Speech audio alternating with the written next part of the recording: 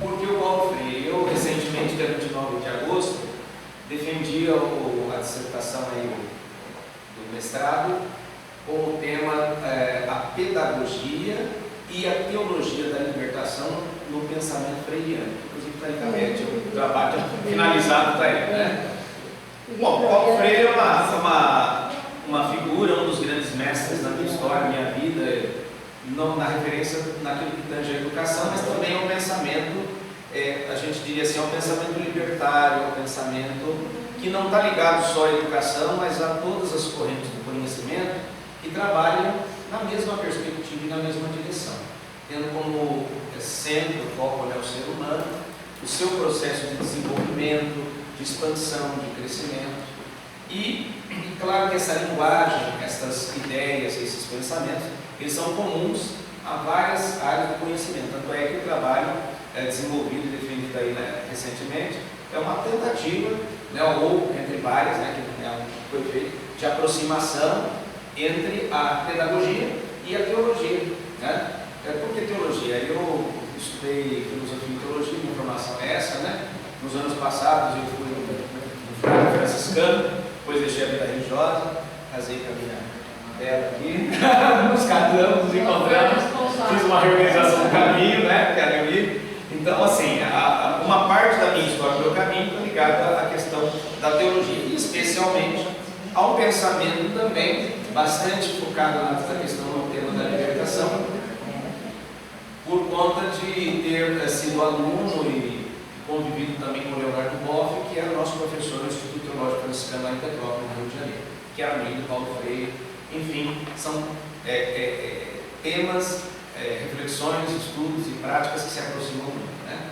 O objetivo não é fazer uma palestra, o objetivo é fazer uma roda de conversa, que eu acho que até o Paulo Freire, penso eu, ficaria muito chateado se os temas dele fossem virar só uma transmissão, que é tudo que ele não queria, né? Paulo Freire tinha um jeito muito livre, muito espontâneo, embora dominasse todo, né, a sua metodologia, conhecimento, essa coisa da pedagogia, mas ele, justamente, a sua grande contribuição é trazer de novo uma inovação onde o centro de todo o processo de aprendizado, de desenvolvimento do conhecimento e da pessoa se pauta no diálogo. O tema central dele é o diálogo. E o quanto ele é importante em toda forma de interação de crescimento, né? Eu quero dividir assim, eu vou fazer uma apresentação assim rápida, pretendo, para a gente trocar mais e conversar, ok? Mas vocês ficam totalmente à vontade para perguntar e questionar, exemplificar o que quiser, porque isso é uma conversa, tá bem? Vamos fazer em dois momentos. O primeiro momento, vamos percorrer um pouquinho a vida do Paulo Freire, para a gente se situar um pouco quem é ele, embora acredito que todos o conheçam um pouco, né, ou bastante. Pode deixar ele no começo. Aí mesmo, tá certo. Eu vou fazer um pouco um percurso sobre a sua vida e depois, no segundo momento, um pouco das ideias centrais da sua pedagogia, da sua proposta, da sua prática, que não é apenas para a educação de crianças e jovens, mas para o ser humano em todas as fases do seu processo de desenvolvimento, tá bom? Então, Paulo Régulus Neves Freire é pernambucano, ele nasceu em 19 de setembro de 1921, no ano que o meu avô materno nasceu. Então eu olho para ele e lembro do meu avô, que não tinha barba branca, mas tinha cabelo branco igual a ele, né? Em 19 de setembro, recente agora, ele, se tivesse vivo, faria 90 aí. 8. É isso, né? 98 anos. E ele faleceu em 2 de maio de 1997, há 22 anos atrás. O tempo passa, né? Ele nasceu no bairro da Casa Amarela, no Recife, no Pernambuco. Quarto filho, mais novo, de um casal, o pai dele chamava-se Joaquim Temístocles Freire, ele era militar, né?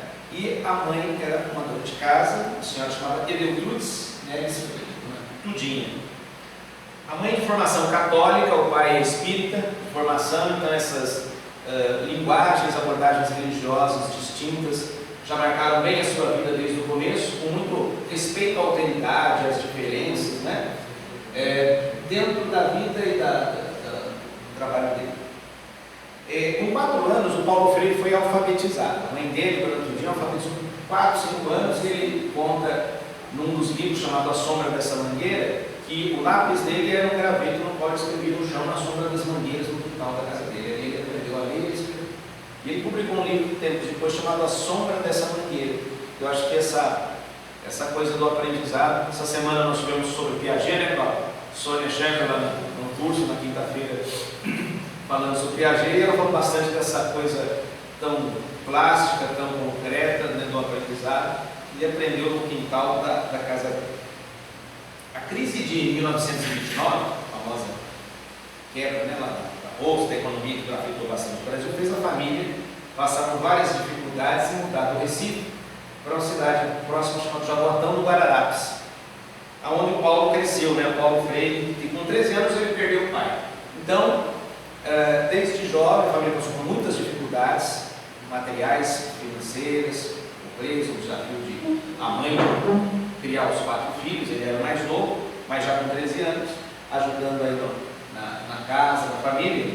E com 16 anos, quando ele tinha 16 anos, ele voltou para o Recife para estudar, porque ali era mais difícil. E ele ganhou, nessa ocasião, uma pessoa muito dedicada, um rapaz muito esforçado, dedicado ao estudo mesmo, desde cedo, uma bolsa de estudos no colégio Oswaldo Cruz, que era de Aloysio Pessoa de Araújo, que é o pai da Anita Freire, que se tornaria depois a sua segunda esposa, muitos anos depois.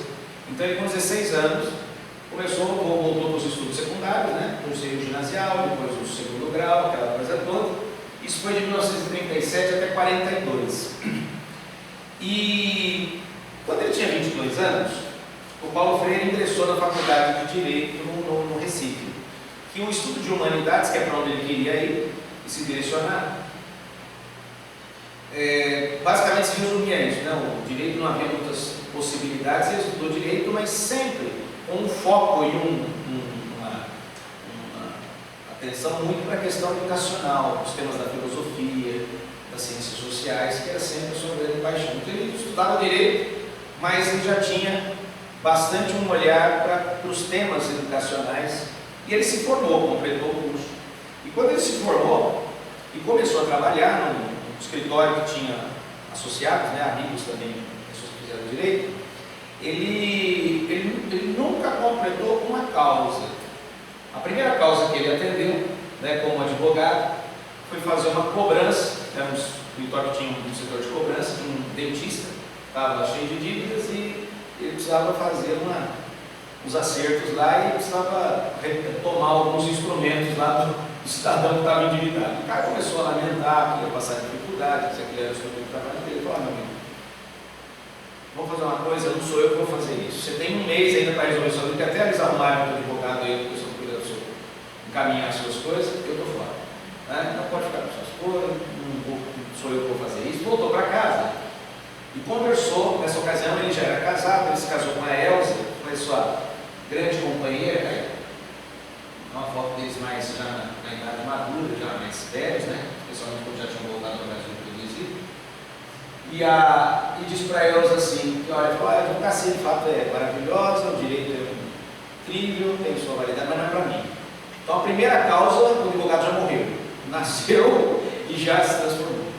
E eu tenho para mim, sempre quando eu menciono isso, que o Paulo Freire, ele naquele momento se conectou com o seu Dharma, como dizem, né, os orientais, com uma linguagem muito conhecida, não só aqui do espaço, né, mas de toda a tradição oriental. Acho que ele se conectou mais profundamente, ou muito profundamente, com o propósito da sua vida. Porque se ele seguisse a conveniência de ter acabado de se formar, recém-casado, as necessidades da vida, do caminho, e ficasse nisso, ninguém sabia nem quem era Paulo Freire. Aquele impacto de ter que cobrar uma pessoa diante de tanta dificuldade, de ter que impor a lei, né, no direito que ele estudou, mas sem o senso da humanidade, ele falou: isso aqui não é para mim. Primeiro tem que considerar outras coisas. Ali morreu advogado. Morreu advogado, mas nasceu uma outra dimensão que já estava presente nele, com certeza, né? Porque ele mesmo tem uma frase bonita, esqueci de colocou aqui, né? A Elza eu devo muito. A Elza era professora, primário foi diretora de escola, mas todas as pessoas que a conheceram, ela teve muitas vezes em Sorocaba, aqui na casa do professor Aldo Vanucci, que eram amigos aqui do alto corretor da Uniso, em vários encontros, palestras, seminários e tal. Então ele diz assim, é uma pessoa com o pé no chão, assim, muito, a terra é o sonho, né? O pensamento, a ideia, essa compreensão, mas Paulo Freire, sem os insights, a orientação, a presença da sua esposa, né, da Elza, ele talvez não tivesse conectado muita coisa. Inclusive ele disse assim, foi depois do casamento dele. A Elza devolveu sua coragem, compreensão, a capacidade de amar, o interesse por tudo aquilo que eu faço, a sua ajuda nunca negada e sequer solicitada, quer dizer, eu já percebi quando eu estava precisando, me tem sempre sustentado nas mais problemáticas situações. E foi a partir do casamento, quer dizer, com ela, que eu comecei a me preocupar sistematicamente com os problemas educacionais. Ou seja, com os grandes desafios da educação, que a Regina falava, a questão da criança, do adolescente, do jovem, o processo de educação, as dificuldades inerentes, né, a todo o processo educacional. E nesse período, o Paulo Freire foi para o SESI. Todo o sistema do SESI, que estava sendo construído nessa época, foi em 47, muito tempo, na década de 40, e lá ele permaneceu 10 anos, como professor da instituição, mas trabalhando em várias áreas de educação dentro do SESI. E ele disse que foi no SESI que ele aprendeu a conjugar as grandes questões da teoria e da prática. Ele lidava com crianças, com jovens, ele lidava com adultos também. E ele percebia que nas reuniões, sejam dos adultos, dos pais, das pessoas, eles não entendiam o que ele falava. Havia um descompasso muito grande entre teoria e prática. E esse divórcio, que até sempre acompanha, né, toda essa questão da educação, essa distância entre teoria e prática, é muito penoso e muito difícil, porque acaba deixando grandes ideias, grandes insights, grandes questões, às vezes sem cumprir o seu papel, de transformação. Em 52, o Paulo Freire ele se tornou professor de História, Filosofia e Educação da Escola de Belas Artes no Recife. E em 59, ele escreveu a sua tese doutoral, que é sobre a educação, a realidade, a atualidade brasileira e a educação. E ele disputou essa função, essa vaga, com uma professora, Maria do Carmo Tavares Miranda, na Universidade do Recife. E a professora Maria do Carmo, o trabalho dela, ela era aluna de Heidegger, um grande filósofo, fenomenólogo, alemão, e o Brasil, nesse período da década de 50 e 60, mais com a cabeça nas ideias que vinham de fora do que propriamente com as questões da realidade sócio-histórica e educacional do país, preteriu o trabalho dele e optou pelo trabalho da professora. Então ele saiu da Escola de Belas Artes, mas logo em seguida já assumiu uma função muito importante como professor também de História, Filosofia e Educação na Faculdade de Filosofia, Ciências e Letras do Recife. E em 62 ele recebeu o título de livre docente. No início da década de 60, 62, 63, o Paulo Freire desenvolveu, junto com vários intelectuais, pensadores da área de filosofia, de ciências sociais e da educação, em Pernambuco, no Nordeste, um programa, um movimento chamado Movimento de Cultura Popular, que era justamente trazer as grandes questões da educação, os grandes linhas da educação, para um diálogo, uma prática muito mais popular, de acesso a todos, que todo mundo pudesse discutir mais os temas da educação, como educar melhor, como transformar a questão da educação de sempre engessada dentro dos moldes da pedagogia, da educação tradicional, numa coisa que gerasse a transformação, que levasse ao resgate, desde essa época muito preocupado com esse tema, do ser humano, né? Global, não apenas naquele que vai adquirir o conhecimento, mas naquele que vai se tornar, junto com o processo da educação e quando não tem alfabetização, um cidadão, uma pessoa consciente, uma pessoa autônoma, uma pessoa que conhece a sua vida, o seu direito, o seu dever, a sua presença na sociedade, a sua importância, a sua dignidade. Esse era o chamado MCP, Movimento de Cultura Popular, que foi muito importante nessa época. Paulo Freire se tornou assim uma pessoa de maior projeção na educação no Brasil. E em 63, a convite do governador de Pernambuco, do secretário de Educação do governo de Pernambuco, ele desenvolveu um projeto que foi um projeto marcante, que o tornou ainda não só mais conhecido como uma referência na parte da alfabetização, que foi o PNA, o Programa Nacional de Alfabetização. Ele desenvolveu um programa de alfabetização, que ficou muito famoso, alfabetizando 300 portadores de cana, portadores e portadoras de cana, boia fria, gente que vinha de uma situação muito da pobreza, das dificuldades, da situação histórica, socioeconômica muito mais sofrida. Fez um processo de alfabetização em 40 horas, 300 portadores de cana em 40 horas para alfabetizar. É uma metodologia para alfabetizar de forma eficaz, rápida, porque quem está nessa situação pode ter um processo que qualquer outra pessoa submete, mas o objetivo não era 40 horas, o objetivo era fazer uma coisa eficaz, rápida, mas que junto com ela trouxesse também a tomada de consciência, um processo de conscientização. Era alfabetizar e conscientizar, não como momentos diferentes, mas como um processo só. O projeto ficou tão bom, tão bem desenvolvido, teve uma repercussão tão grande que o presidente, na ocasião, João Goulart, foi lançado a partir dessa experiência lá em Pernambuco, o Programa Nacional de Alfabetização para alfabetizar em alguns anos, nos próximos anos, 5 a 6 milhões de crianças, jovens, adultos que estavam no processo de alfabetização, nos próximos anos, por vez, em 20 mil círculos de cultura, que eram os núcleos criados pelo Movimento de Cultura Popular, que eram espaços de discussão, de educação, de alfabetização, ou seja, era um processo, um programa para alfabetizar e erradicar rapidamente o analfabetismo no Brasil. Esse programa foi lançado no começo de 63, mas nessa época o Brasil, assim como recentemente nós estamos passando, então, no olho desse furacão agora, mas naquela época, em outro momento, em outra situação, estava passando por uma efervescência muito grande, porque ele passava por um processo de transformação histórica, cultural, econômica. As elites, sempre descontentes com o avanço da alfabetização, da melhora no país, resolveram encampar, promover, né, a elite brasileira junto com o militarismo. Veio o golpe militar em 1964, 1º de abril de 64. E aí, o programa que nasceu, que tinha tudo para ser desenvolvido em todos os cantos do Brasil, foi eliminado, foi abortado, né?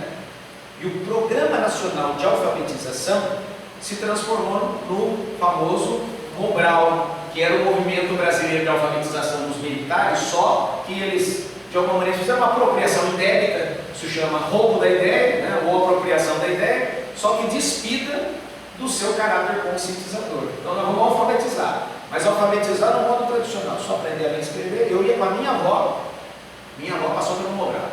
Quando eu era criança, tinha 5, 6 anos, me lembro de acompanhar a minha avó nas aulas do Mobral, dentro da metodologia, né, agora descaracterizada, não da metodologia freiriana, da prática freiriana, que unia a alfabetização com a conscientização.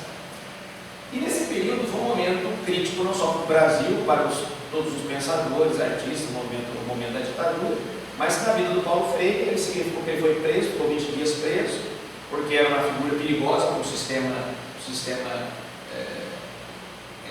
repressivo, né, da ditadura militar, como qualquer outro intelectual ou outra intelectual que tenha as propostas de pensamento progressista ou libertário. E ele foi preso 20 dias, depois foi preso de novo, não para voltar, foi preso de novo por mais 50 dias em Pernambuco. E aí ele se convenceu, ele não queria sair do Brasil, mas ele foi convencido por Alceu Amoroso Lima, o famoso cristão tetraíde, né, que morava em Petrópolis. A casa dele está lá, é um centro maravilhoso, cultural hoje, em Petrópolis. Eu andei muito por lá. E o Tristão de Ataíde convenceu o Paulo Freire a sair do Brasil. Não é bom você ficar aqui, porque não... De Sócrates já chega um. De Sócrates só chega um, mas teve vários, né? Depois que não tiveram a mesma felicidade. E ele saiu, ele foi para a Bolívia, com um exílio, com um afastamento intermediado pelo Tristão de Ataíde. Só que a Bolívia estava num momento muito ruim, porque estava tendo golpe militar lá também. Então ele saiu de um enrosco para cair em outro, né? Então ele ficou pouco tempo na Bolívia, e da Bolívia ele logo seguiu para o Chile, onde ele foi recebido por vários intelectuais, pensadores brasileiros, que também já tinham se auto-exilado, alguns sido exilados e outros auto-exilados, né? Darcy Ribeiro, companhia, que estavam no Chile nessa ocasião. E ele morou, daí a Elsa foi com os filhos, e ele ficou um tempo no Chile, trabalhando em vários setores. Ele foi muito bem acolhido lá, do governo, dos projetos de reforma agrária, dos projetos sociais. Trabalhou um tempo lá, mas começou a haver uma mudança também no Chile. O governo democrático de Eduardo Frei, depois vem o Allende, mais de linha popular, mais da esquerda, mais social, e vem o golpe militar de novo em Pinochet. Mas antes do golpe, o Paulo Freire saiu do Chile e foi para os Estados Unidos, recebendo o convite de Harvard para lecionar lá, mas lá ele ficou um ano nos Estados Unidos, visitando várias comunidades que desenvolviam trabalhos dentro dessa área do seu pensamento mais avançado, no sentido de educação, filosófico, etc. Deu alguns seminários e cursos em Harvard, e naquele período depois ele foi para Genebra, ele foi para a Suíça. Ele acolheu um convite do Conselho Mundial das Igrejas, que é um tipo de um Vaticano dos protestantes, né? É um grande organismo que está na Europa, maravilhoso, chama Conselho Mundial das Igrejas, que congrega representantes das várias denominações cristãs no mundo, e tem vários segmentos. E o Paulo Freire foi trabalhar no Conselho Mundial das Igrejas em Genebra, na Suíça, especialmente no departamento do setor de educação, que é um órgão referencial do pensamento de educação na Europa toda e também era no mundo. Paulo Freire ficou 10 anos na Suíça. Nesses 10 anos, ele se encontrou, ele desenvolveu um trabalho lá no Conselho Mundial das Igrejas, mas ele visitou muitos países, especialmente na África, que estavam se tornando independentes, saindo de dominação europeia, pós-guerra, aquele processo todo de independência, e ajudando a estruturar a parte da educação em vários países, na Guiné-Bissau, São Tomé e Príncipe, na Tanzânia, né? Então o Aldo Vanucci, que nesta ocasião também viajou, se mudou, exilou na Suíça, encontrou Paulo Freire o acolheu, trabalharam juntos. Então, às vezes ele diz, olha, eu vou dar uma palestra, ou vou dar um seminário, vou passar um tempo fazendo trabalho lá nas Ilhas Fiji. Ele diz, mas onde fica isso? E cada vez ele estava num canto do mundo, na Ásia, na Europa, e especialmente na África, organizando. Ele tem vários livros, Cartas a Guiné-Bissau é um deles, que fala das experiências muito interessantes, realizadas em vários países, a implantação de uma metodologia educacional dentro das suas ideias e da sua proposta, que já vamos comentar um pouquinho. O Paulo Freire voltou, essa foto aqui é da época do Programa Nacional de Alfabetização. Paulo Freire está aqui ainda, de novo, e ali, quando ele já com mais idade, volta para uma escola com pessoas que passaram pelo processo de, inclusive leva o nome dele lá no Nordeste, e passaram pelo processo de alfabetização na época do Plano Nacional de Alfabetização. Em 1979, 80, Paulo Freire voltou para o Brasil. Nós estamos ainda na ditadura militar, a ditadura só acabou em 84, mas já no final, quando ela começa a dar os primeiros sinais de falência, de desmonte. E quem intermediou o retorno do Paulo Freire para o Brasil com o governo militar foi o cardeal arcebispo de São Paulo, todo mundo lembra muito bem dele, Dom Paulo Evaristo Arco, uma figura luminosa, né? Que fez toda essa intermediação. Então, em 80, o Paulo Freire voltou para o Brasil, dizendo que ele voltou para reaprender o Brasil. Ele passou muitos anos fora, num período onde houve para a nossa história, cultura recente do país, um momento muito difícil, foi o momento da repressão, o momento da ditadura. Muita gente fora, ele volta no momento em que vários outros estão voltando também, né? Ele vem em 79, fica um período, é recebido por muitos intelectuais, pensadores, representantes da Igreja Católica, pessoal de Dom Paulo, né? Que o convidou para retornar para a PUC, como professor da PUC. Logo em seguida ele foi para a Unicamp, né? E nesse meio tempo, aí tem uma foto dele com o Dom Paulo, e aqui no dia que nós voltando, estava chegando no Brasil, de volta lá da Suíça. O Paulo Freire, nesse momento de 80, nos próximos anos, ele se tornou professor da PUC, da Unicamp, e nesse período da década de 80, ele escreveu e publicou vários livros, porque a grande obra, o grande trabalho dele, pensado e desenvolvido no Chile, foi Educação como Prática de Liberdade, né, que é o primeiro livro dele. Ele reescreveu a tese doutoral com esse título, que chamava-se Educação e Atualidade Brasileira, Atualidade Brasileira e Educação. Ele reescreveu e escreveu a obra, acho que central do seu pensamento, da sua prática, que é a Pedagogia do Oprimido. Isso ele publicou em 1967, 68, no Chile, manuscrito. Nós vimos manuscritos, né, Ana Clara, quando visitamos a Anita Freire no ano passado, a esposa dele. Então ela lançou um livro, facsímile do texto da Pedagogia do Oprimido, escrito à mão. E esses textos, curiosamente, ela nos contou que ele colocou, ele deixou lá na casa, que em um determinado momento ele precisou sair meio às pressas também do Chile com o negócio, porque alguém foi lá fazer uma varredura lá, pegar coisa, e quase que somem os manuscritos da Pedagogia do Oprimido. Só não sumiu porque acho que eles não deram muito crédito, né? Você sabe que todo sistema repressivo é sempre uma desgraça. O pessoal não sabe ler direito, né? Ele só sabe, ele sabe cumprir ordem, mas ler não é o forte, né? Ou interpretar menos ainda. Então aquilo passou meio batido, como se fosse papel para olhar alguma coisa, e estão lá os manuscritos da Pedagogia do Oprimido, documento histórico, né? Maravilhoso, tesouro. O primeiro texto é esse aqui, que é Educação como Prática da Liberdade, um texto muito interessante, vamos circular. E logo em seguida, um texto antônimo, que é a Pedagogia do Oprimido. A gente vai comentar mais sobre ele daqui a pouco. Bom,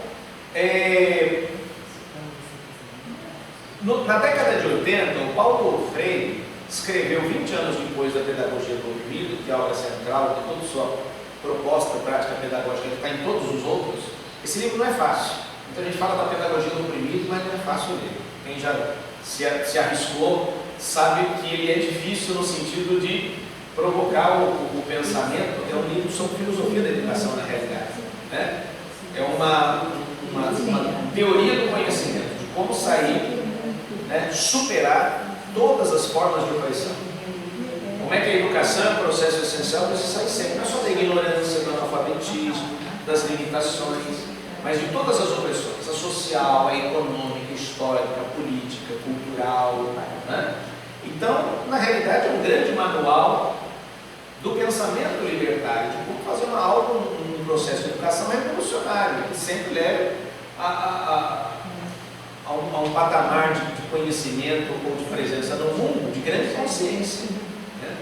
Não é à toa que é um livro ainda hoje temido pelas mentes fechadas, obscuras, conservadoras, né? Sempre muito criticado por alguns segmentos da sociedade, né, na educação. Que não gostam disso. Outros não tendo que falar sobre a pedagogia do oprimido, preferem falar que ele é feio. Coitado. Como o atual ministro da Educação, que hoje. Não dá para falar. Depois a gente chega lá, né? Que ali é um escalado.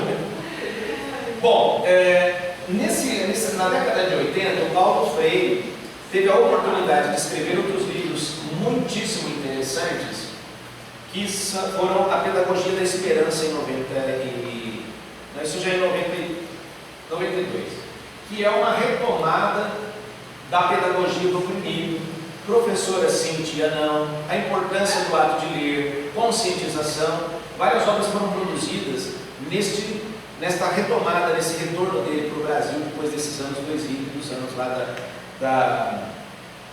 do Conselho Mundial das Igrejas. E curiosamente,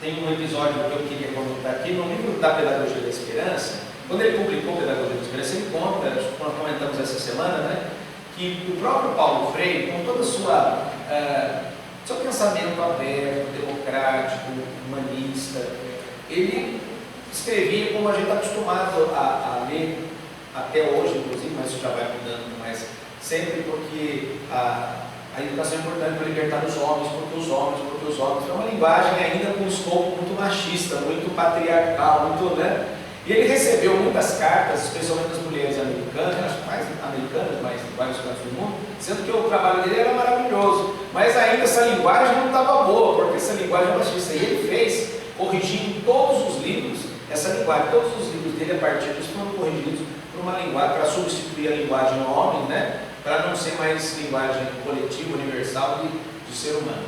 É homem e mulher, é a humanidade, e aí por diante. Né? Então foi um negócio muito interessante. Em 89, o Paulo Freire, no final da década de 80, ele foi convidado pela prefeita Luiz Londrina, quando ela ganhou a eleição, a ser o secretário de educação da prefeitura. Diga-se de passagem, esse secretariado da Luiz Londrina, né, que foi de 89, 90, 91, 92, foi esse período, né? 89 eu sei que começou. O secretariado da prefeitura da Irundina era um ministério, né?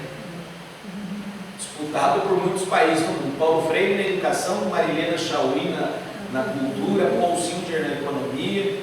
Ou seja, tinha um cabedal de gente ilustre e maravilhosa. E Paulo Freire ficou 2 anos à frente da Secretaria de Educação de São Paulo, onde a contribuição, aliás, saiu na Folha de São Paulo de 2 semanas atrás, uma matéria, não sobre Paulo Freire, pensador, educador que a gente sempre lê, sempre é publicado, mas sobre o Paulo Freire, o gestor, no período que ele foi secretário da Educação. Então, muitas escolas foram construídas, muito projeto de educação repensado dentro dos moldes do seu pensamento, de suas práticas, etc. O MOVA, que era um movimento de alfabetização de adultos recuperado dentro de uma linguagem nova, mais adequada ainda para aquele momento.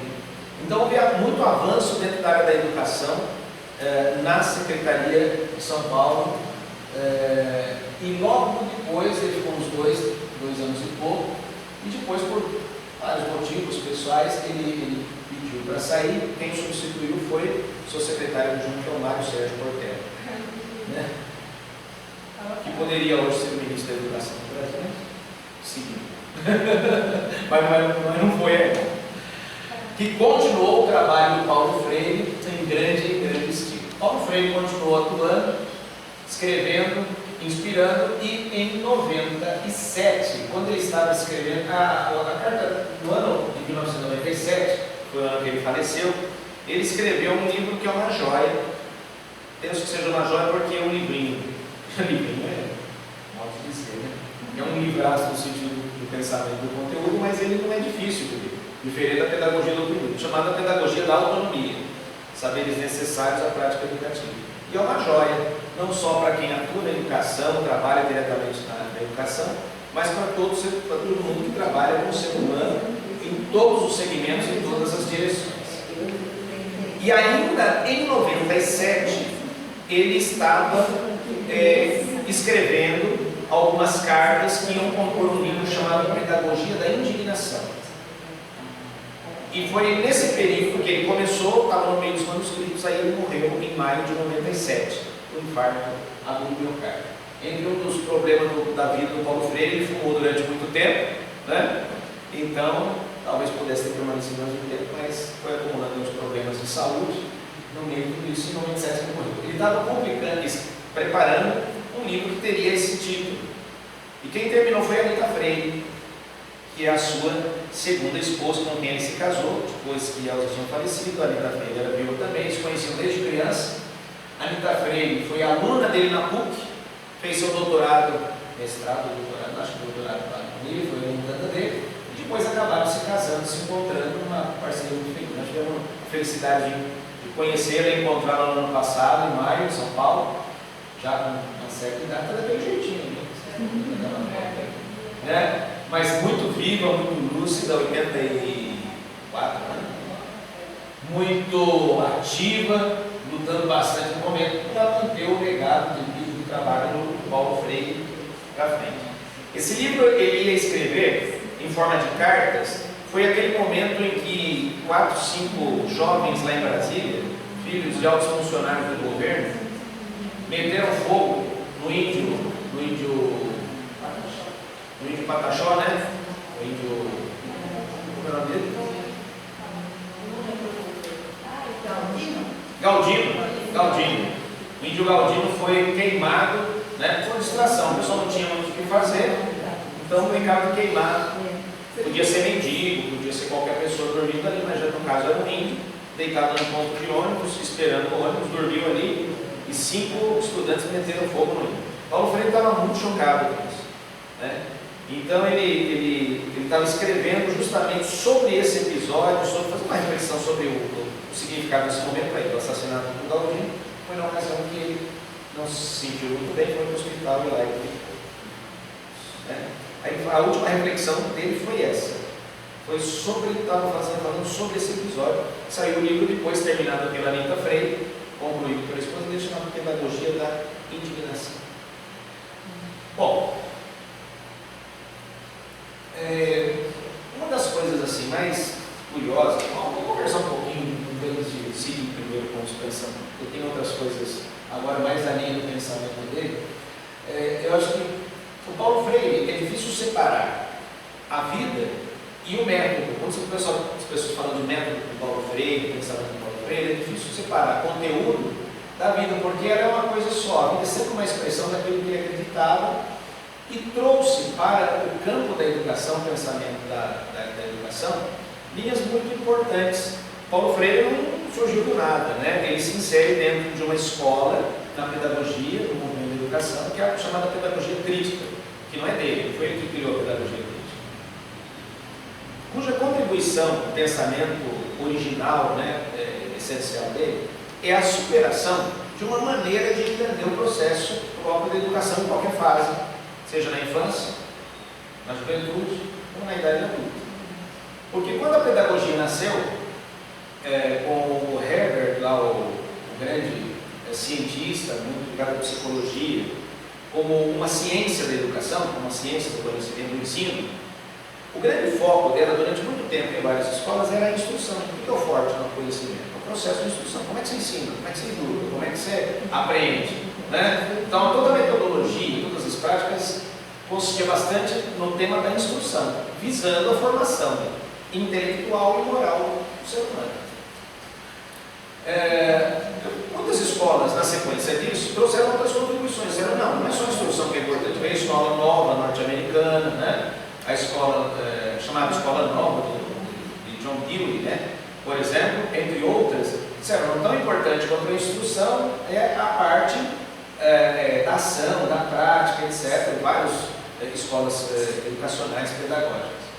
Mas na escola crítica, o grande contributo, a grande questão que o Paulo Freire depois vai não apenas reforçar, mas dar uns contornos especiais, é que nós podemos, no processo de educação, no ato de educar, fortalecer, dependendo da maneira como isso é feito, um sistema ou um modelo de sociedade de vida que é um sistema predatório, que é um sistema que é aquilo que o sistema capitalista faz e durante muito tempo fez. Preparava a gente muito bem formada, muito bem preparada, muito bem educada, com muito conhecimento, mas para quê?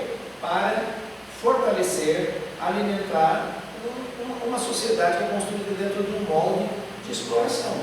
Então, vamos dizer, o sistema educacional ele pode ter muita boa vontade, ser muito otimista, ter muitos valores, mas ele acaba reforçando, a escola acaba reforçando um modelo de sociedade desigual, um modelo de sociedade desumano, um modelo de sociedade predatório, de exploração, né? Especialmente dos mais pobres, evidentemente, gerador de pobreza, gerador de exclusão, e que não dá à pessoa, ao ser humano, né, nem aquele que é explorado, nem aqueles que os exploram, a consciência real de quem ele é como ser humano.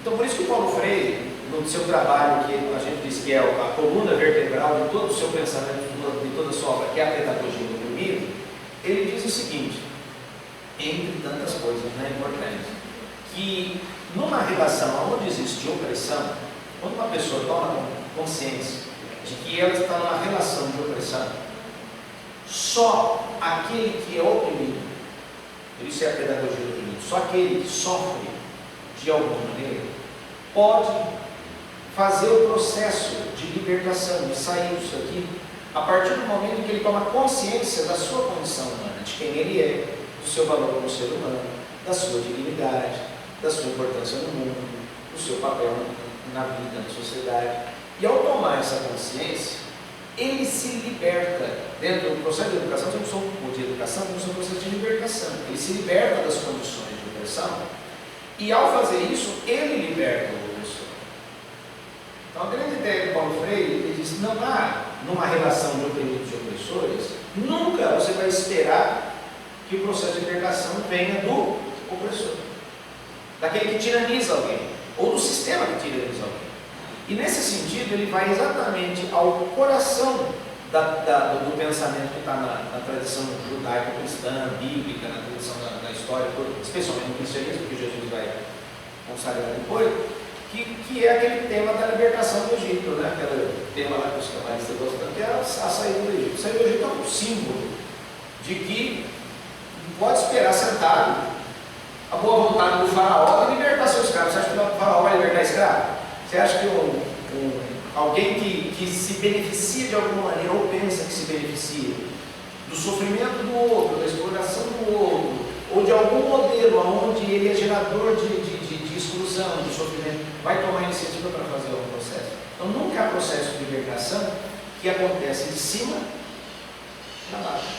Ele sempre acontece de baixo para cima. E nesse movimento, não apenas a pessoa toma consciência, entra no processo de educação, de conscientização de libertação, mas ela liberta também o seu opressor, porque ela passa a não dar suporte, a não nutrir aquilo que o Paulo Freire chamava a cabeça do pobre, ou a cabeça do oprimido, é a hospedaria do opressor.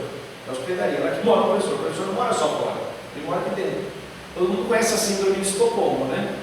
A famosa síndrome de Estocolmo, onde uma pessoa sequestrada está numa situação muito ruim, né? Então ela passa a admirar, fica até apaixonada pelo sequestrador, dizendo: não, o sequestrador é bonzinho, ele é amável, ele até me protegeu, ele me defende. Não, ele te defende porque ele está te sequestrando, está te explorando de alguma maneira. Mas a pessoa parcial é um mecanismo de defesa, né? Então ele diz que essa tal da síndrome de Estocolmo é um movimento contínuo na pessoa que sofre qualquer forma de opressão e traz o opressor dentro dela. Isso é uma introjeção do opressor.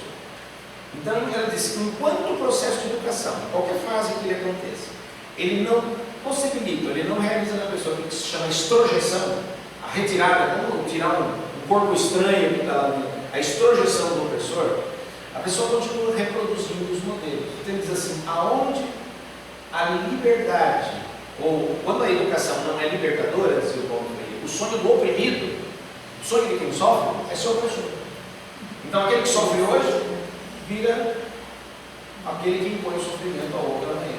O oprimido de hoje é o opressor de amanhã, né? É o famoso capitão do mato, né? É aquele que era escravo também, mas passa a servir aos brancos, aos opressores, capturando o seu próprio irmão, oprimindo o seu próprio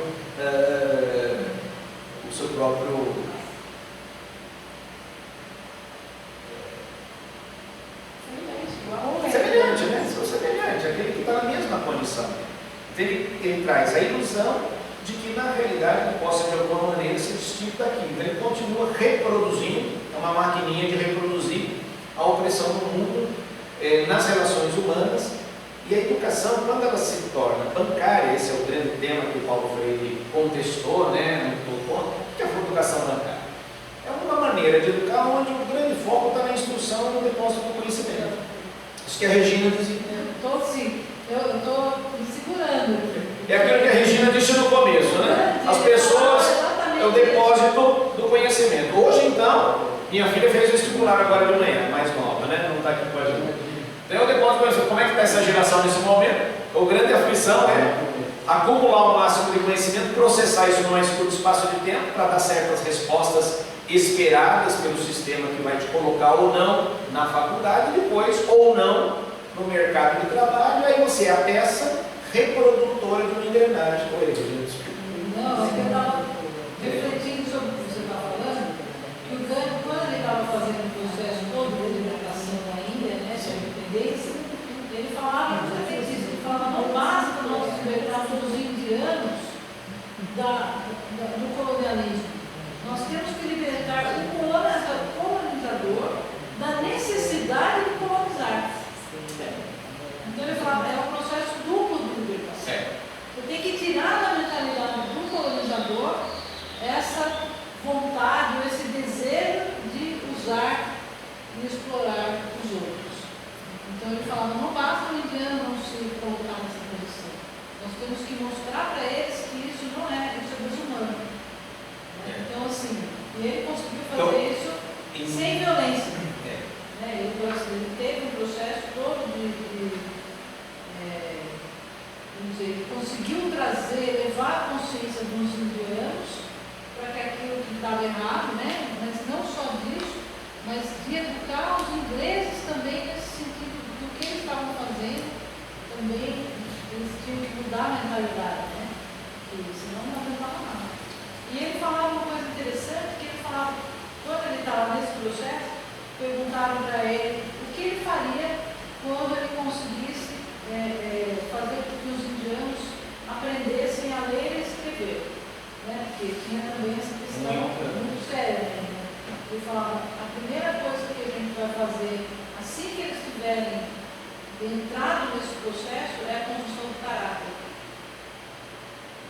Então assim, é muito convergente, porque não adianta você ter, né, saber ler e escrever, ou ser muito inteligente, ou ter todas as informações, se o seu caráter não tivesse sido desenvolvido. Ele fala que as coisas têm que desenvolver. Aquilo que o grande, né, Virginia, se você tem que dizer, a formação do caráter, Paulo Freire usa uma expressão que é exatamente a mesma questão, mas no âmbito da consciência, né? Ele diz, o que é uma pessoa que tem muito conhecimento, muita formação intelectual, grande qualificação acadêmica, ou tem todas as possibilidades na sua mão, na sua vida, mas não tem a consciência de quem ela é dentro dessas relações humanas, dentro desse grupo. Ela é uma peça dentro da engrenagem, ou ela está explorando alguém, ou ela está oprimindo alguém, ou ela está sendo explorada e oprimida por outro, né? Então, quando ele trabalha o tema da opressão, que foi justamente o cerne, o coração da experiência do Gandhi, como promover numa sociedade massificada, explorada por sociedade indiana, de milhões e milhões de pessoas, né, o senso da sua própria dignidade. Quer dizer, então aqueles movimentos que ele fez famosos, né, de dizer, não vamos colaborar, primeiro não vamos colaborar com a pessoa. Então, não tem colaboração. Numa relação de exploração não pode ser colaborador. Então nós compramos sal da Inglaterra, ninguém mais compra sal da Inglaterra, vamos fazer um sal aqui mesmo. Ele vai lá, com a maquininha rudimentar, tirar o sal, produzir o sal lá, e milhões de pessoas olhando o que ele está fazendo. Então esse ato não é apenas um ato, não é um marketing artificial, mas é um ato para dizer que ou você sai da onde você está, se liberta num processo de tomada de consciência de quem você é e das possibilidades que você tem, ou você vai continuar sendo sempre escravo dos outros, e pior ainda, reproduzindo o sistema da escravidão na sociedade, na vida do mundo, né? Fazer sua própria roupa, não compramos mais algodão dos ingleses, os ingleses não compram. Agora vamos ficar aí na questão dos negros americanos que não podiam andar no ônibus do branco, né? Mas para tudo bem, começaram a andar a pé, aí quebrou as ingleses. Exatamente. A partir desse momento, eles retomam, né, essa dignidade de simplesmente não cooperar, né? A Rosa Parks fica lá falando, não, daqui eu não saio. E aí ficaram 2 anos eles boicotaram, né? E essas estratégias são todas do grande, né? Boicote, não cooperação, desobediência civil.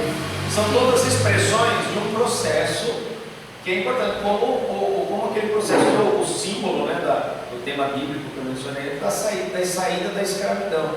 Você não pode ficar a vida inteira esperando que aquele que oprime ou colabora com o sistema de opressão venha te ajudar ou venha fazer uma concessão. Nem Gandhi espera, nem um pensador espera, nem um educador espera. E a educação que não gera essa consciência no ser humano do seu valor e da sua dignidade, ou da importância dele no mundo, ela se torna uma educação manca, né? Você dá uma parte que é instrução, conhecimento, instrumentos de de educação. Ou possibilidade de se educar. Você não desperta na pessoa, foi aquilo que o regime militar fez aqui com o Plano Nacional de Alfabetização. Pegou o plano do Paulo Freire e falou, vamos fazer agora um Mobral. Então nós estamos alfabetizando, estamos tirando milhões de pessoas do analfabetismo e mantendo um cidadão alienado que continua fazendo sim senhor, sem bonzinho, obediente, subserviente, alienado, sem consciência do seu direito e dominado por um sistema repressivo e autoritário. Então você continua uma ovelhinha bem adestrada, né? Um bicho bem adestrado, que sabe ler e escrever. É mais ou menos o que algumas diretrizes enxergam, né? Sabe escrever o nome? Sabe escrever. Sabe escrever. Então, escrever é uma cópia, é uma imagem do nome. Ele sabe escrever o nome e ele sabe escrever. Aí tem o analfabetismo que não é radicado, é um analfabeto funcional, né? E o alfabeto não funcional é um analfabeto também político, é um analfabeto, e aí vai, né? Em vários segmentos aquele padrão de dependência continua dentro. Então a gente começa a entender por que o Paulo Freire, olha, essa é uma frase que está no livro Pedagogia da Autonomia, que é sobre o Velho Testamento, né? Esse livro final, uma beleza, ele diz que ensinar não é transferir conhecimento, mas criar as possibilidades para sua produção ou construção. Construir conhecimento não é transferir, não é mandar, por isso que um dos aspectos essenciais da pedagogia de Paulo Freire é a valorização da cultura popular. Ele diz, a cultura popular ela é muito importante, ela é desprezada pela cultura da elite, pela cultura do ilustrado, pela cultura do acadêmico. Essa é a cultura do povão, essa é a cultura da ralé, esse é o jeito, né? Então ele diz, não, é importante a valorização disso, mas não para permanecer só nisso, mas para inclusive que a pessoa tenha a possibilidade de fazer a sua escolha e sair disso. Mas você começa com a valorização. Então se a pessoa, muita gente diz assim, é que você fala muita bobagem, né? Não só em relação ao Paulo Freire, mas em qualquer área do conhecimento. Como a Sônia dizia, muita gente fala bobagem sobre Piaget, né? Que é uma aula maravilhosa na quinta-feira. Mas muita gente fala bobagem sobre Paulo Freire. A pedagogia do Paulo Freire é deixar escrever errado, deixar falar errado, deixar... Isso não é Paulo Freire. Paulo Freire não é isso. Paulo Freire é valorizar onde você está e partindo daí você entender as possibilidades que você tem e poder avançar, né? Não desprezar e não humilhar a pessoa que tem a cultura popular. Não, o desprezo e a humilhação da cultura popular mantém a pessoa no nível de despertar. Quem sou eu? Quem sou eu? Quem sou eu? Não é quem é você? Quem você é uma pessoa que tem um conhecimento muito importante. Ele diz, não tem saber mais nem saber menos. Tem saberes diferentes. Mesmo assim, talvez criando a consciência de que todos têm conhecimento sobre algo e têm conhecimento sobre a cultura, né?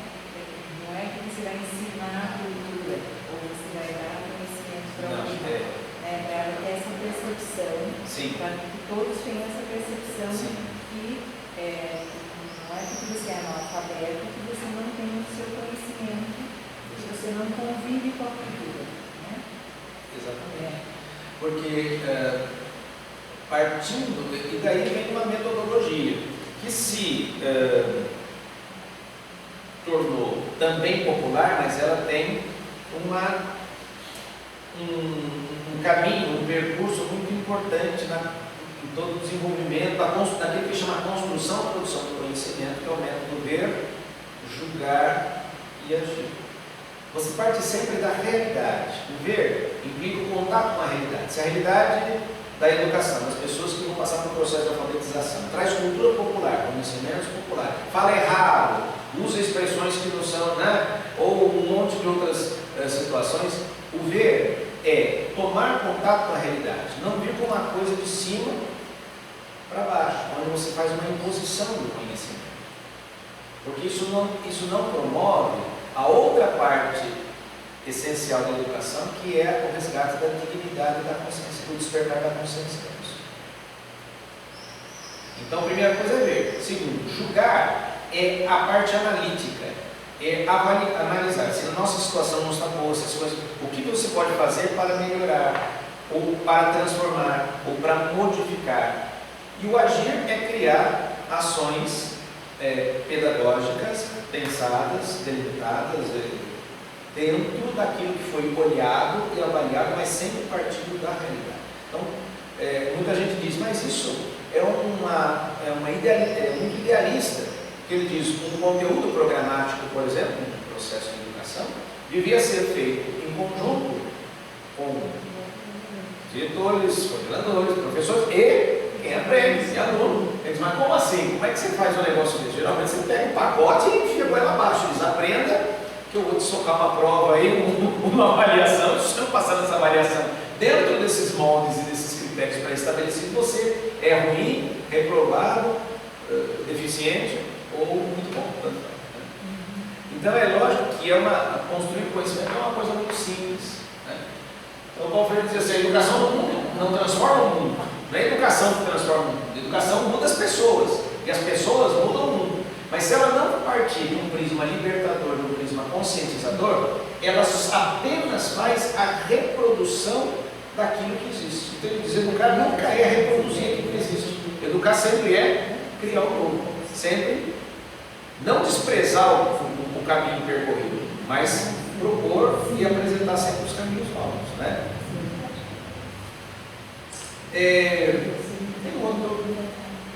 Daí a gente começa a entender um pouco também por que Paulo Freire, com toda uma proposta de educação, num prisma libertador, conscientizador, transformador, é tão questionado ou, vamos dizer, indagado por muitos segmentos dentro da sociedade, até dentro da educação. Esse monumento, ele está em Estocolmo, na Suécia, e foi dedicado às 8 pessoas, 1, 2, 4, 6, 7, não tem mais gente, então, são 8, que mais contribuíram no mundo, né, mais lutaram pelos direitos humanos no mundo. Entre elas, não são só educadores, não, são pessoas que lutaram pelos direitos humanos, pela essência da dignidade do ser humano, em vários segmentos. Um deles é Paulo Freire. Esse trabalho que eu tive a oportunidade de fazer, que eu mestrado na área de educação, sobre pedagogia e teologia da libertação, é um diálogo, uma aproximação de conhecimentos. Esse aqui, mas, enfim, só para ilustrar. Esse de baixo só. Esse depois, a próxima etapa é virar uma coisa, não só que vai ficar guardada lá na biblioteca. Mas o que está na base, vamos dizer, permeia tudo isso aqui, e que vai na direção das dificuldades, né, dos desafios que a Regina está apontando. Você falou na USP, que é um centro de conhecimento, uma grande referência, uma grande universidade. Por que tem resistência, Paulo? É porque contraria alguma coisa do conhecimento teórico, que esteja fora do mundo acadêmico.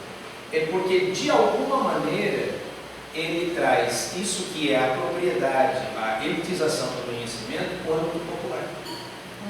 Esse é o certo da questão. Na teologia, agora falando uma linguagem religiosa, é a mesma coisa.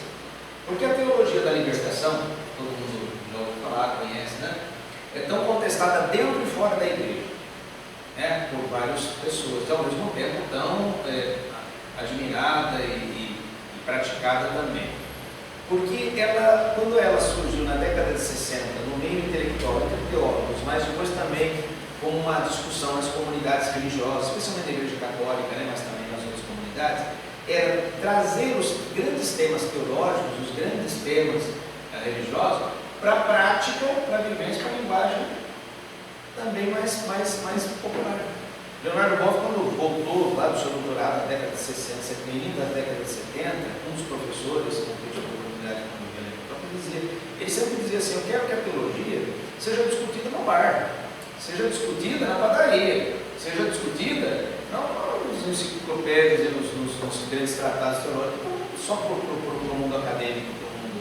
E ele conseguiu fazer isso, porque criou tanta polêmica, tanto, né, ele foi tão polêmico a sua questão na década de 80 lá, que esse passou a ser um tema, entende? Trazido para... Então, o que é o mundo, vamos dizer assim, que detém o conhecimento? Porque parece que é uma questão central em tudo, não é só na educação. Paulo Freire é um representante disso. Leonardo Boff é outro representante disso na teologia. Estou falando de nomes mais conhecidos e próximos de nós. Tem vários, na história é isso. Parece que o grande tema que está subjacente, que está embaixo de tudo, foi tematizado pelo grande literato italiano Umberto Eco no livro que virou filme também, O Nome da Rosa, que todo mundo conhece. O Nome da Rosa não é um romance policial medieval, não morre gente por causa do livro lá. Qual que é o tema central? É quem controla o conhecimento. Aonde mora o conhecimento? Quem controla o conhecimento controla o poder e controla os outros. É um mecanismo de controle. O contrário disso, dar conhecimento aos outros, disseminar o conhecimento no âmbito popular, é dissolver o controle de poucos, é tornar o poder algo de acesso a todo mundo, é democratizar o poder. Então, o que é o tema do Nome da Rosa? O livro, que a biblioteca que é restrita, que ninguém tem acesso, nem os próprios intelectuais do mosteiro, que faziam cópias e são grandes intelectuais, tradutores, tudo, tinha acesso à área restrita da biblioteca, só 2, 3 que podem ter. E disputavam, até gerar morte, o conhecimento que estava dentro. Quando tinha acesso no livro, tinha lá o velho para envenenar as páginas e botar veneno para que o cara pusesse aqui na boca, ele já morria e o conhecimento morria com ele. Mas qual é o conhecimento que liberta? Essa é a grande pergunta que Paulo Freire. A educação, para Paulo Freire, se eu tentar fazer resumo assim, então, mas vou me arriscar. A educação, ou ela ajuda a libertar o ser humano, não serve para nada. Ele diz radicalmente, ele vai dizer isso. Ou ela ajuda o ser humano a se tornar um ser melhor, livre, consciente, e o conhecimento tem que servir a todos e gerar o resultado disso para todos, ou ele não tem propósito nenhum. Ele continua sendo um instrumento de manutenção do status quo e do poder, de quem controla o poder. Controla o poder por quê? Porque controla o conhecimento. Como se controla a sociedade? Controlando a informação. Rede Globo passando só aquilo que interessa. Controla a informação. Mais da metade do que interessava você, a mim, a nós, ele não vai passar. Ele não vai passar o tema que te interessa. Ele só vai passar aquilo que interessa àqueles que controlam a sociedade. Não é Rede Globo. Rede Globo é o ícone da perversidade, mas as outras também são perversinhas, irmãzinha, prima e irmã, né? Prima e irmã. Então, sistemas de. Desculpa. O sistema de dominação, diz Paulo Freire, tem que ser quebrado na medida em que, ao educar, você desperta. O processo de educação tem que ser um processo de acordamento, que é um processo essencial da mística, da prática espiritual. Né? Porque Gandhi, ao mesmo tempo que era um líder político, que falava da educação, da sociedade, da cultura, um grande líder, era um místico, porque o processo é o mesmo. O processo é acordar aquele que dorme, para que ele não fique eternamente dormindo, especialmente em berço esplêndido, no caso da sociedade brasileira. A Raquel pode me ajudar, não Claro. sei, mas que a gente, se for fazer um curso com a Violeta Mendonça, nós somos juntos. Isso. Então a gente fez um curso com o professor Violeta Mendonça, que eu coloco no mesmo patamar. Claro. Nós cada um na sua especificidade, né? E ele, só que assim, eu sou péssima para nomes, né? Mas ele falava que um matemático, que eu não lembro o nome famoso, falava que você só entendeu o teorema quando você consegue olhar para o lado e a primeira pessoa que passar, você explicar e ele entender. Então, é assim, a hegemonia do conhecimento passa por essa linguagem científica, esse rebuscamento, porque assim, a linguagem científica, para mim, eu entendo que ela é necessária para o aprofundamento do estudo. Né? Então, tem um porquê. Sim, Eu sempre, ela é necessária. quando eu dava aula de metodologia da pesquisa científica, então, a gente sempre fala por que você tem que citar uma pessoa, por que você tem que falar do ano, né? Então, tudo tem um porquê, e é claro que você precisa de alguns instrumentos, mas o próprio método, a própria linguagem científica, o próprio requisito para você poder galgar os passos da universidade, ele também é um processo que exclui, né, vamos dizer assim. E eu até entendo a fala da Regina em relação à USP, em relação a isso de você, né, ter um espaço que você não entra, mas assim, a própria simplicidade de Paulo Freire, porque o Amigo Barerini já falava, né, o mais profundo é a pele. Então, assim, a simplicidade, você falar algo complexo de uma forma simples não é para qualquer um. Não. A gente já estava falando aqui, você abre o livro do Paulo Freire, você pega uma frase dele e você pode ficar um dia só pensando naquela frase que ele falou, né? E a USP, eu acho que eu estou me alongando, mas eu pensaria, assim, eu tive um professor, aqueles Von Zubin, que ele foi meu professor, e eu entreguei o primeiro artigo, vamos dizer assim, que eu entreguei para ele, eu me achei o máximo, né? Porque assim, a gente falava assim, eu quero provar. Então, assim, eu tenho uma experiência de professora, aí eu acho algumas coisas, então eu entro lá e eu falo assim, eu quero provar que aquilo que eu estou vendo é verdade, né? Então, eu escrevi 13 páginas, né? Eu falo bastante, escrevo bastante, né? Aí, ele pegou, olhou para aquilo e falou assim, agora tente contestar o que você crê. Quando você conseguir olhar para o outro lado, então assim, agora tente contestar, achar ferramentas para contestar o que você afirmou. Então, esse é o verdadeiro exercício da reflexão, né? Então, eu entendo quando a Regina fala que é bom a USP estar nos instigando a buscar mais subsídios para verificar para a gente aumentar os nossos argumentos, né? Porque, assim, eu já participei uma vez de um debate de USP e Unicamp. Sim. Contestando Paulo Freire. Então, um contesta e o outro... E é a linguagem simplista e a falta de fundamentação com bases em autores, porque ele não precisa... Né? Então, assim, a base do Paulo Freire está em você descobrir, né? Então, você lê e você vai descobrindo quais são as bases do Paulo Freire, né? E elas, às vezes, num livro dele, elas não estão explícitas. Então, a grande discussão, pelo menos assim, no que eu pude perceber, é isso.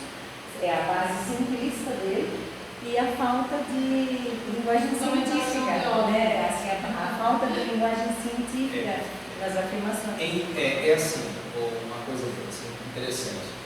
Esse livro aqui, sim.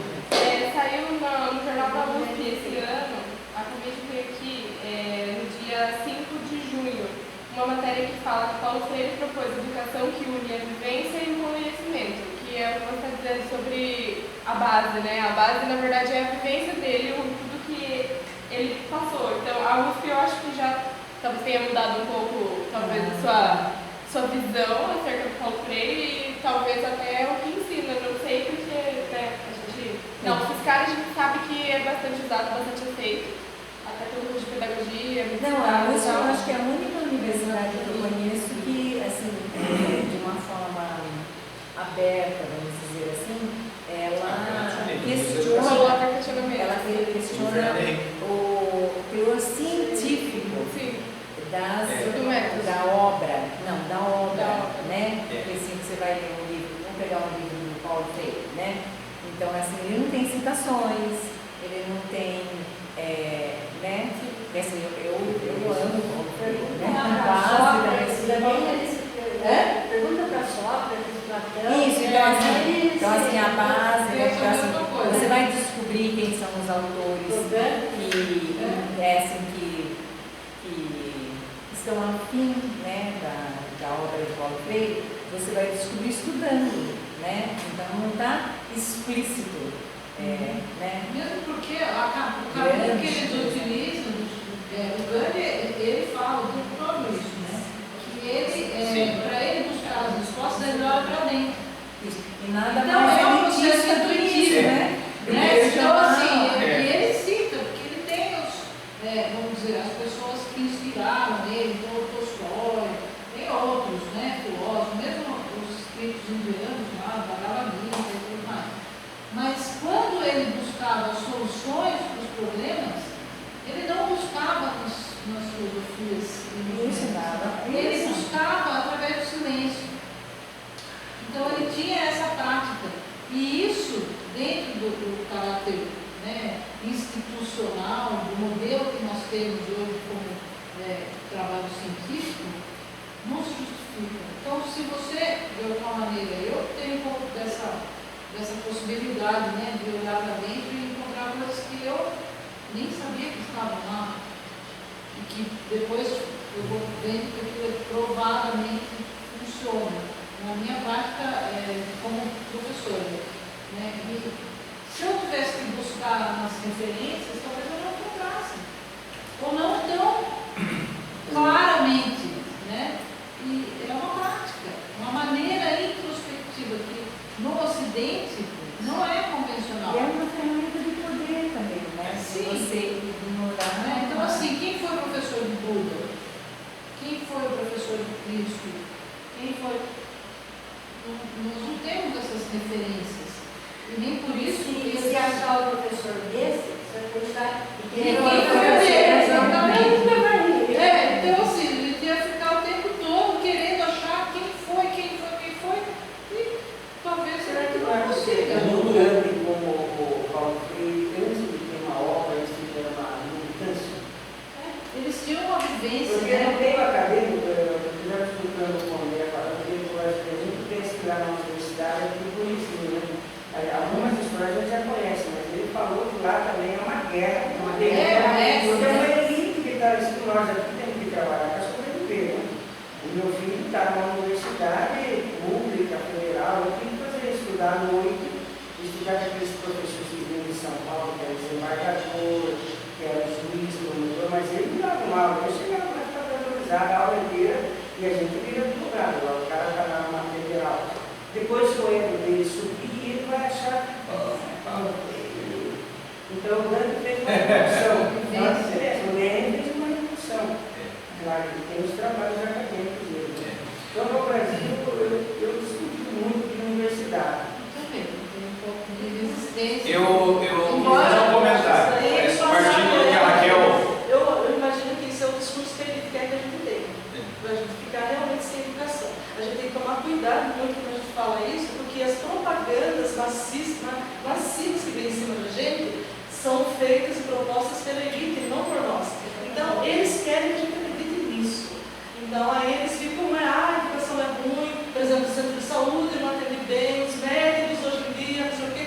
Eles querem que a gente acredite nisso para eles poderem privatizar tudo e deixar mesmo uma bagaça, vamos dizer assim, que é um meio ridículo de se falar, né? Uma bagaça total, para tudo privatizar, e aí realmente eles só manipulam, só ensina aquilo que for assim, interessante, útil para eles. Útil para eles, exatamente.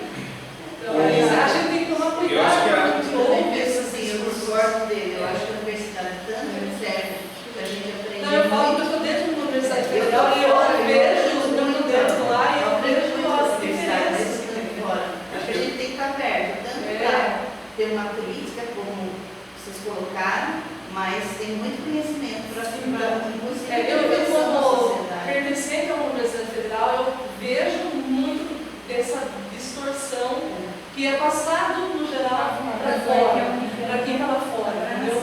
A gente está dentro de outra forma. A figura do Paulo Freire, eu queria, assim, se conseguir, né, ajuntando todas essas visões, né, que vocês estão trazendo, ele é impactante por quê?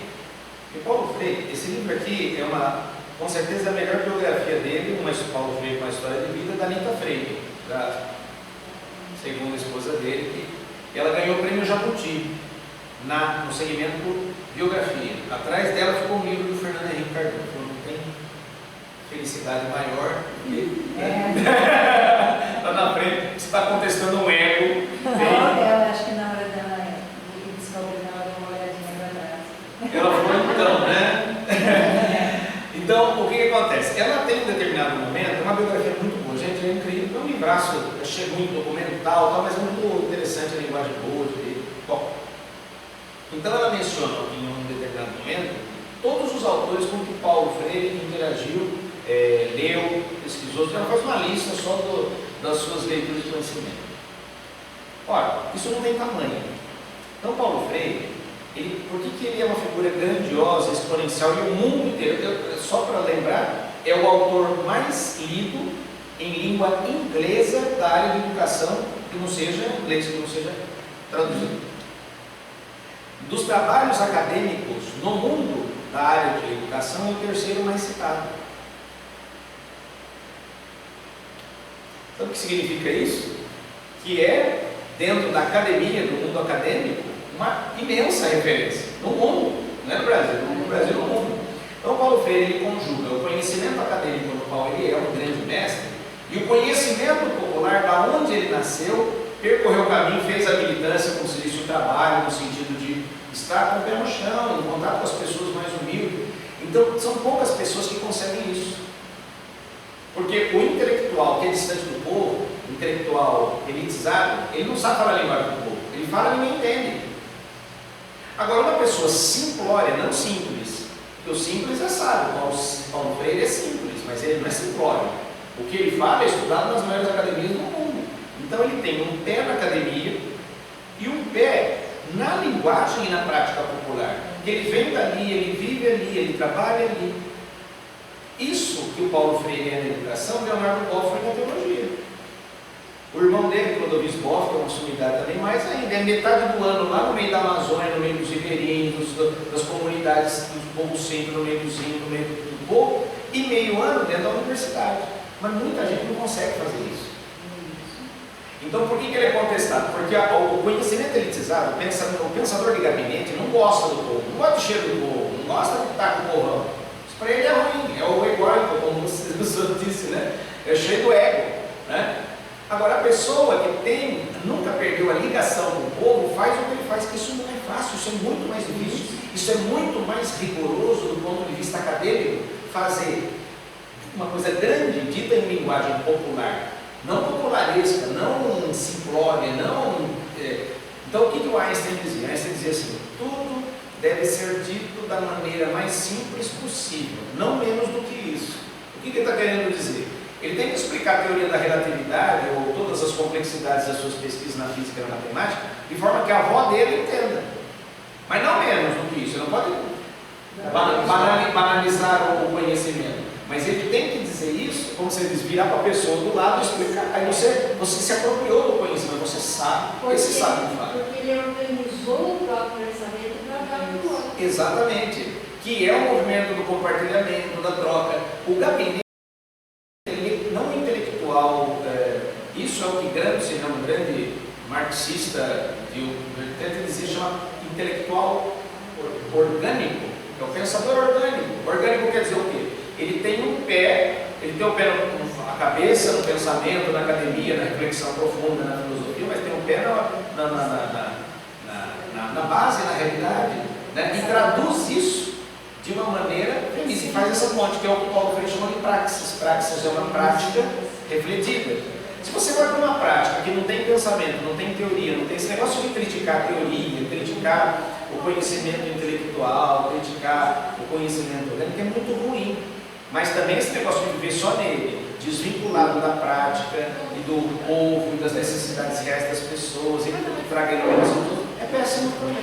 O Paulo Freire, o Paulo Freire faz uma junção muito feliz nisso, porque em muitos livros, embora ele não tenha, ele é livre, né?